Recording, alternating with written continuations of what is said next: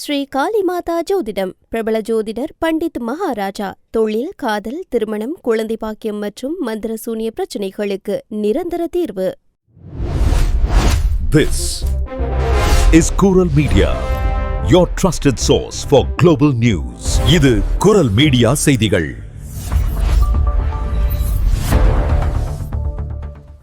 இது குரல் மீடியாவின் இன்றைய பிரதான செய்திகள். செய்திகளை வாசிக்கும் நான் கோகுலநாதன் தமிழினி. முதலில் தலைப்புச் செய்திகள்.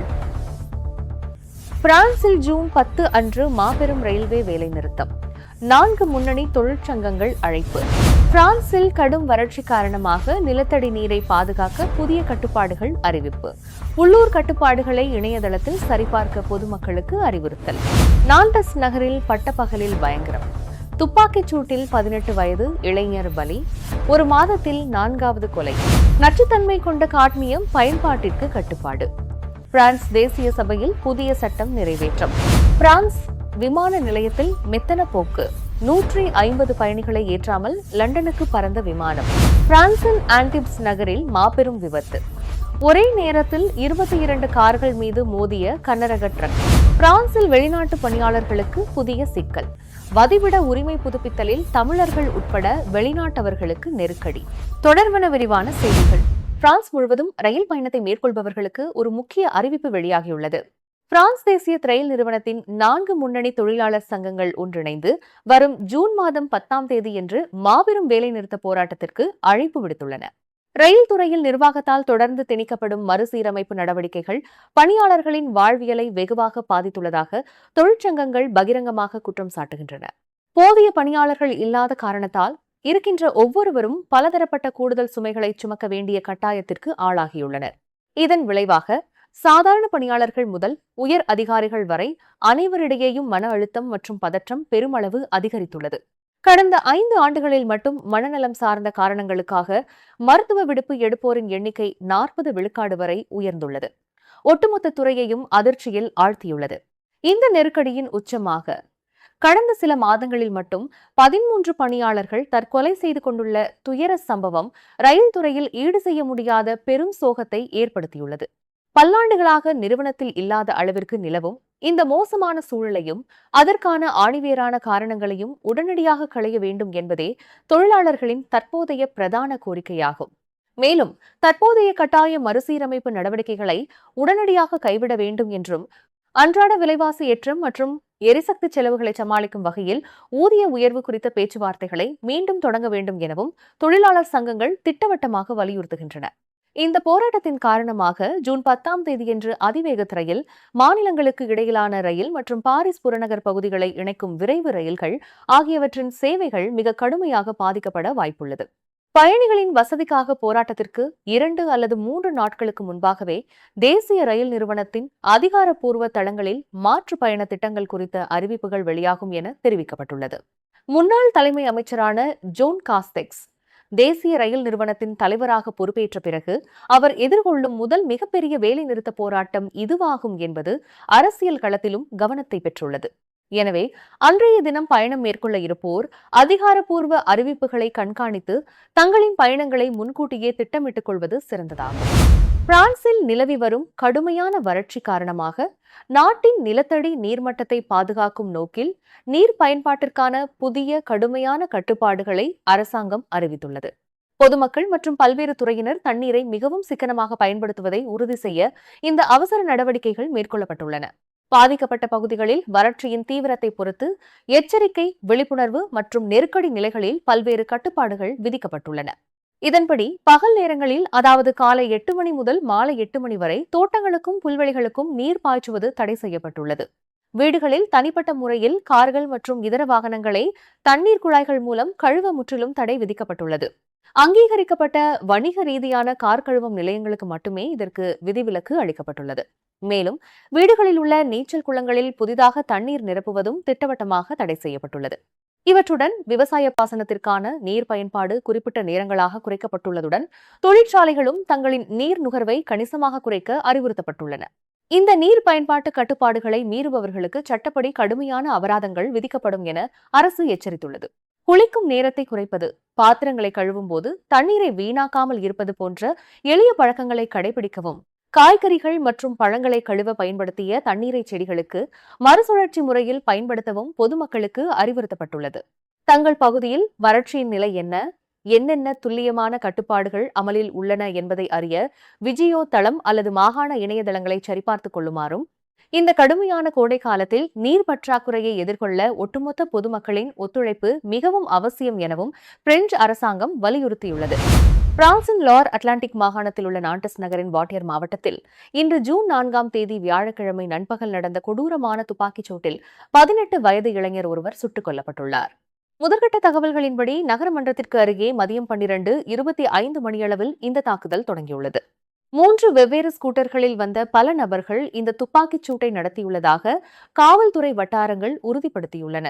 நாண்டஸ் நகரின் அரசு வழக்கறிஞர் விடுத்துள்ள அறிக்கையில் 18.5 வயது இளைஞர் ஒருவர் சுட்டுக் கொல்லப்பட்டதை உறுதிப்படுத்துவதாகவும், பாதிக்கப்பட்டவர் தாக்குதல் நடத்திய குழுவினரால் வெளிப்படையாக தேடப்பட்டு குறிவைக்கப்பட்டுள்ளார் என தெரிவித்துள்ளார். மேலும் உயிரிழந்த இளைஞர் வாட்டியர் மாவட்டத்தைச் சேர்ந்தவர் அல்ல என்றும், அவர் போதைப்பொருள் கடத்தல் குற்றங்களுக்காக அல்லாமல் வேறு சில காரணங்களுக்காக ஏற்கனவே காவல்துறைக்கு அறிமுகமானவர் என்றும் அவர் குறிப்பிட்டுள்ளார். நாண்டஸ் நகரின் அதே பகுதியில் கடந்த 1 மாதத்திற்கும் சற்று அதிகமான காலகட்டத்தில் நடைபெறும் 4வது துப்பாக்கிச் சூட்டுக் கொலை இதுவாகும்.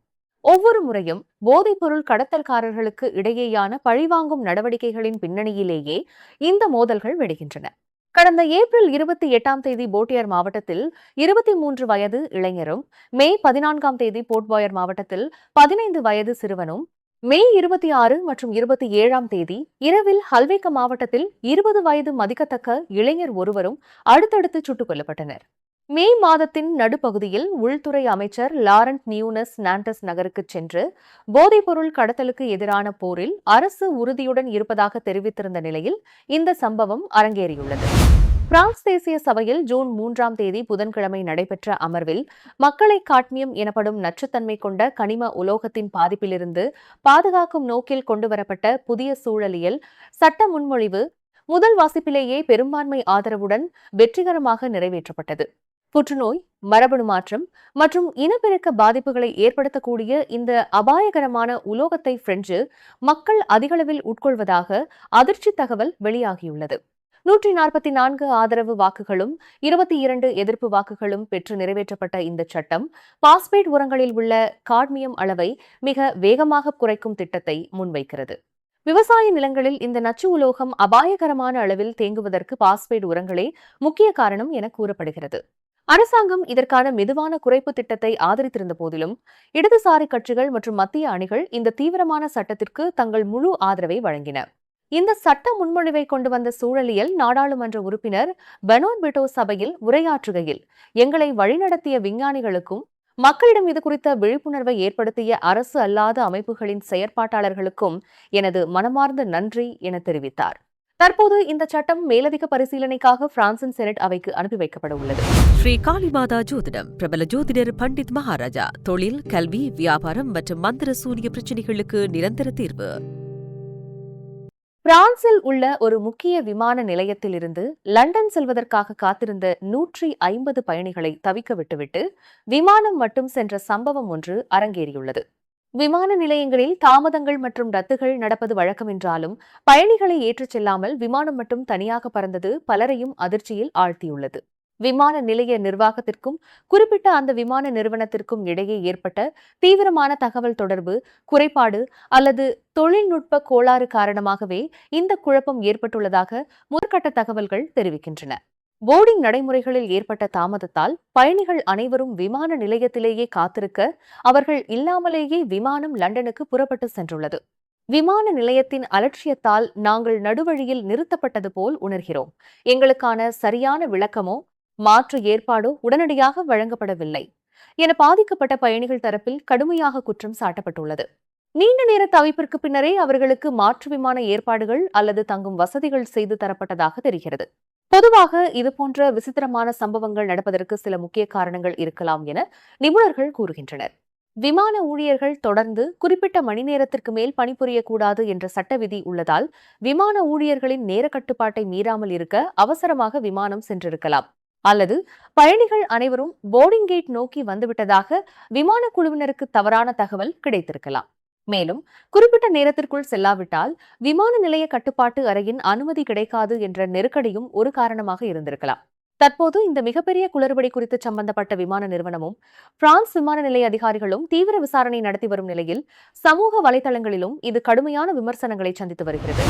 பிரான்சின் அல்பஸ் மாரிடைம்ஸ் பகுதியில் உள்ள அன்டிபஸ் நகரில் கடந்த ஜூன் 3ஆம் தேதி செவ்வாய்க்கிழமை பெரும் வாகன விபத்து அரங்கேறியுள்ளது.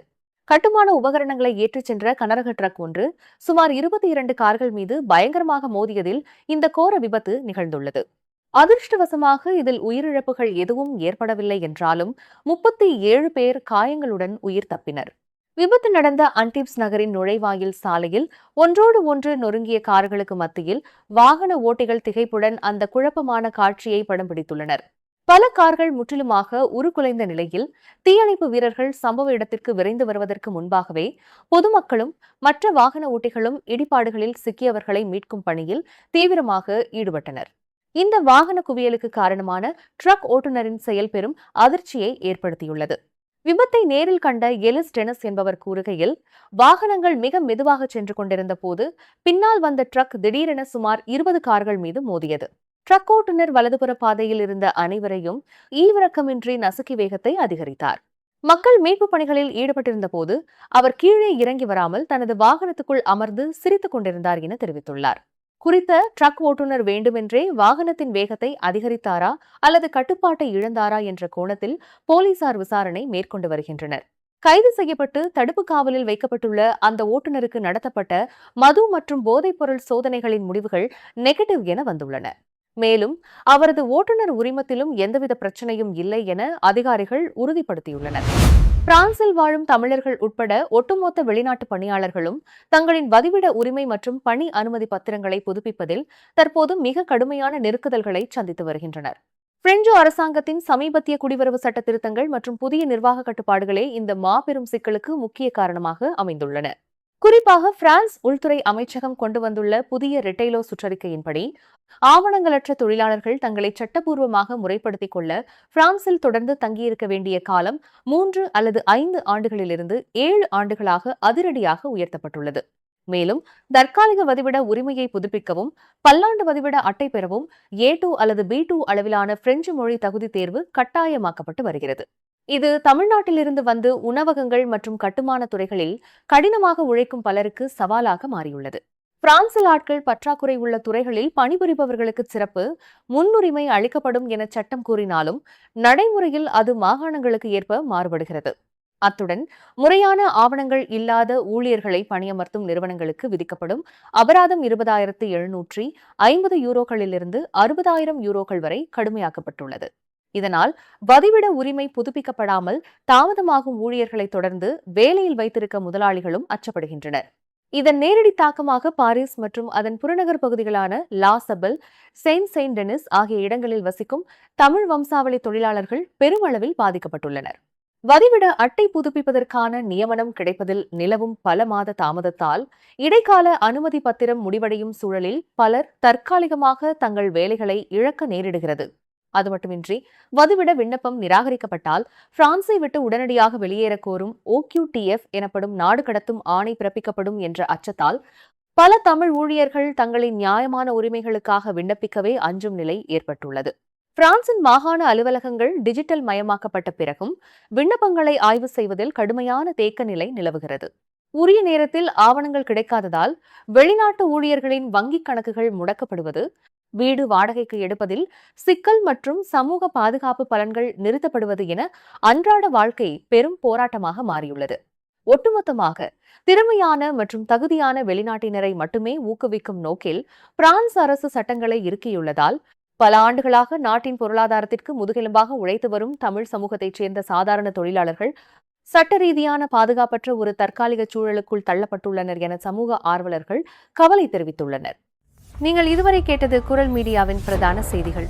மேலும் இதுபோன்ற செய்திகளை அறிய குரல் மீடியாவை சப்ஸ்கிரைப் செய்யுங்கள்.